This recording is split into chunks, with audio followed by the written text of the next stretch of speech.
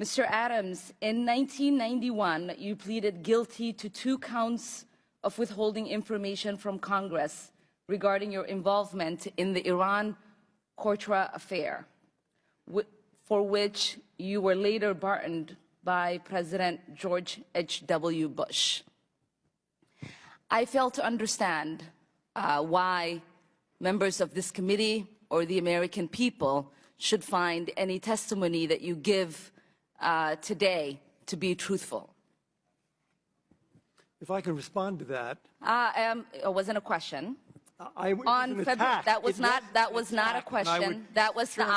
I reserve the right to my time. It is not right. That was not a question. Committee can attack on February 8th, who is not permitted to reply. That was not a question. Thank you for your participation.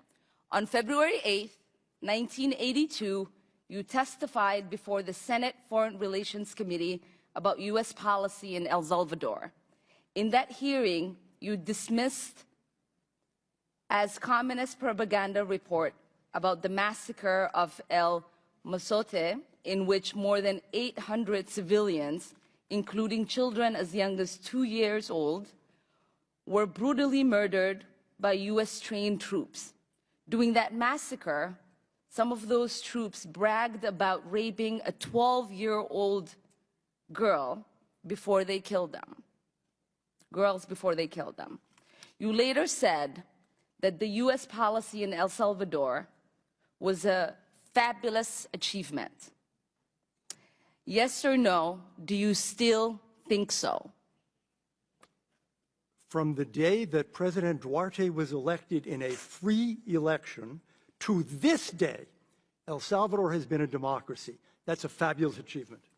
Yes or no, do you think that massacre was a fabulous achievement that happened under our watch? That is a ridiculous question, and I yes or no? No. I will take that as a yes. I am not going to respond to that kind of personal attack, which is not a question.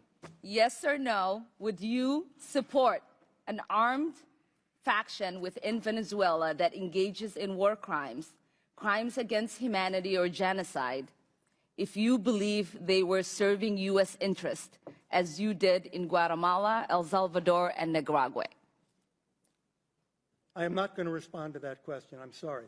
I don't think this entire line of questioning is meant to be real questions, and so I will not reply. Whether under your watch, a genocide will take place, and you will look the other way because American interests were being upheld, is a fair question, because the American people want to know that anytime we engage a country, that we think about what our actions could be and how we believe our values are being furthered.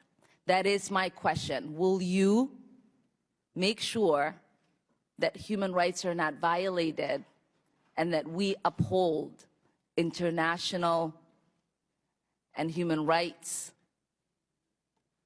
I suppose there is a question in there, and the answer is that the entire thrust of American policy in Venezuela is to support the Venezuelan people's effort to restore democracy to their country. That's our policy. I don't think anybody disputes that.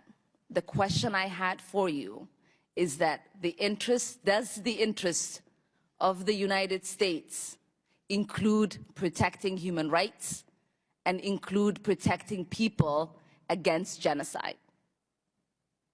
That is always the position of the United States. Thank you. I yield back.